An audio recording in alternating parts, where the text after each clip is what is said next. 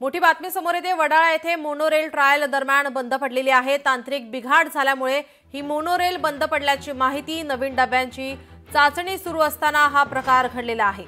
वडाळा येथे monorail trial दरम्यान बंद पडली आहे। तांत्रिक बिघाड झाल्यामुळे मोनोरेल बंद पडल्याची माहिती।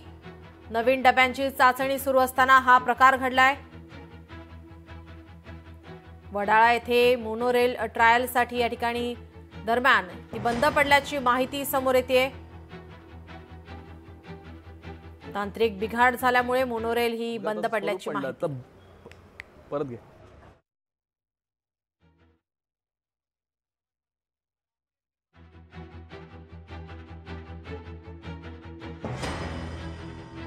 हा प्रकार घडलेला आहे।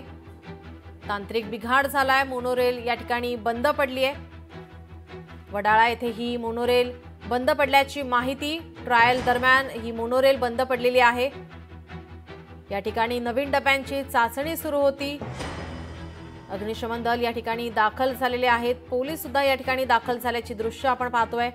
वडाळा येथील ही दृश्य आहे। मोनोरेल ट्रायल दरम्यान बंद पडली आहे। आपले प्रतिनिधी स्वप्नील जाधव आपल्यासोबत जोडले। स्वप्नील, काय अधिकची माहिती? नीलम, मी खरं तर मोनोरेलचा जो अपघात झाला त्या ठिकाणी आहे, करेक्शन या ठिकाणी करेल। मोनोरेल बंद पडली नाहीये, तर मोनोरेलचा हा भीषण अपघात घडलेला आहे।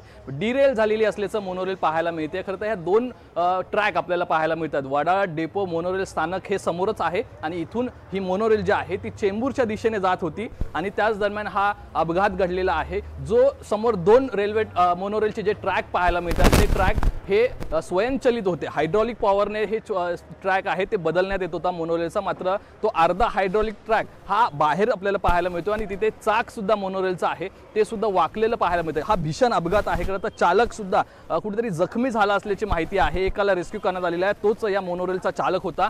खरं तर मोनोरेलचा हा अपघात झालाय। मात्र MMRD आणि मोनोरेल प्रशासन यांच्याकडून मॉकड्रिल सुरू होतं असं सांगण्यात आलेलं आहे। गेल्या काही दिवसांपासून जे मोनोरेलचे अपघात घडत होते, तांत्रिक बिघाड मोनोरेलमध्ये येत होता, त्यामुळे नवीन सिस्टीमच्या मोनोरेल्स आणल्यात आणि याच्या सुद्धा मोनोरेलचं प्रमोशन असेल, त्याचे ॲडव्हर्टाईज असेल, मोठ्या प्रमाणात MMRD आणि मोनोरेलने केले होते आणि त्याची ही टेस्टिंग आहे।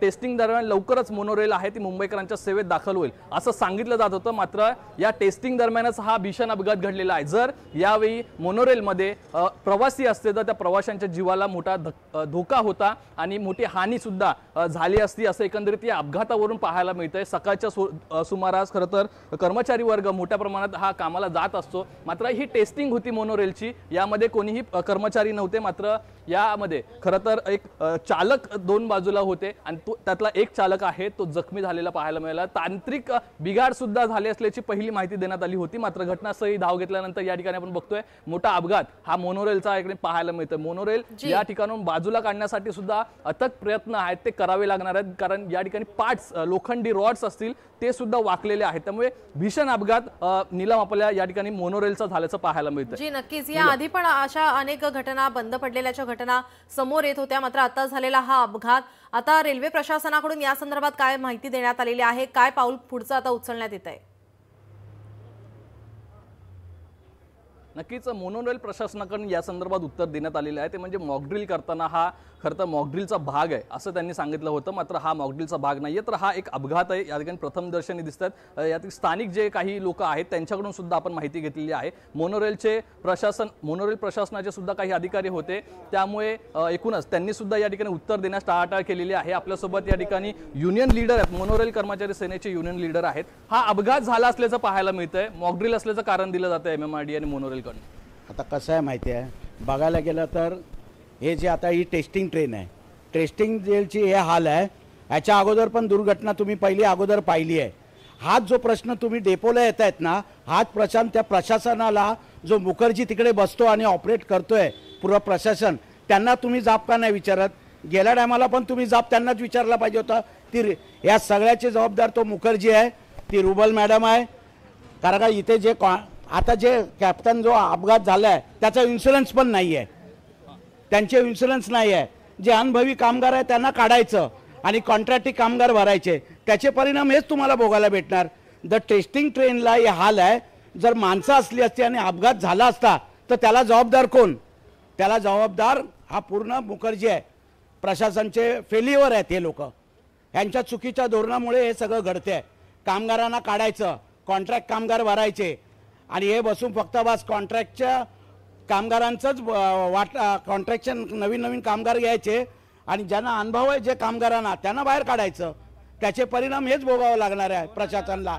2008 पासून कामगार काम करतायत, त्यांना बाहेर काढायचं, नवीन पोरांना घ्यायचं, त्याचे परिणाम हेच येत आहेत.